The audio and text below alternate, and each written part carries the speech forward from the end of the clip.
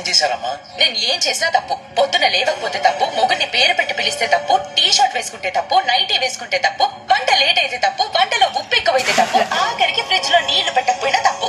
నేను ఏం చేసినా తప్పు తప్పు. నాకు అసలు స్వాతంత్రం లేకుండా పోయింది. పెళ్లి చేసుకుని జైలుకి వెళ్ళినట్టుంది. వాళ్ళు వింటారే, ఆపు నువ్వు విననివ్వు.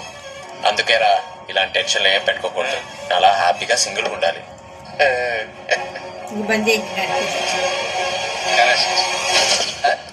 ఇదే మెయిన్. దూరే ఎరా ఎప్పుడు ఇక్కడే పడి ఉంటావు?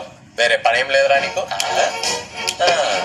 పిచ్చి పిచ్చిగా మాట్లాడుతున్నావు. పెద్ద చిన్న లేదా ఓ విషయం చెప్పే లత, పొద్దునే లేవమని, బుద్ధిగా చదువుకోమని, పద్ధతిగా బట్టలు వేసుకోమని, పెద్దల్ని పేరెట్టి పిలవద్దని, వంట నేర్చుకోమని, ఇలా చాలా విషయాలు చిన్నప్పుడు అమ్మా నాన్న నీకు చెప్పుంటారు కదా.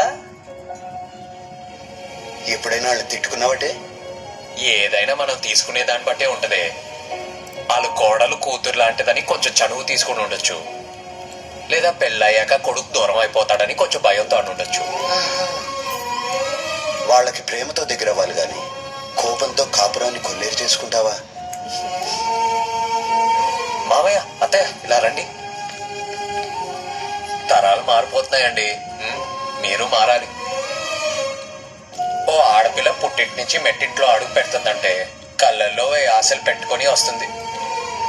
పెద్దరికం పేరుతో ప్రవచనాలు చెప్పి మీ కోడల్ని గుప్పెట్లో పెట్టుకోవాలనుకోవద్దు.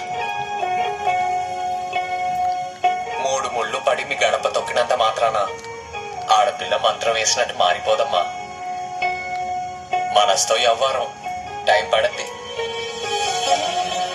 మీరందరూ అర్థం చేసుకోవాల్సింది ఏంటంటే, బతుకంతా అయిపోయాక శివరాకారంలో మంచాన్న పడ్డాక ఆ రోజు మా కోడల్ని బాగా చూసుకోవాల్సిందని మీరు అనుకున్నా, లేదా వీళ్ళు పోయాక అత్తా మామల్ని బాగా చూసుకోవాల్సిందని నువ్వు అనుకున్నా ఏం లాభం లేదు.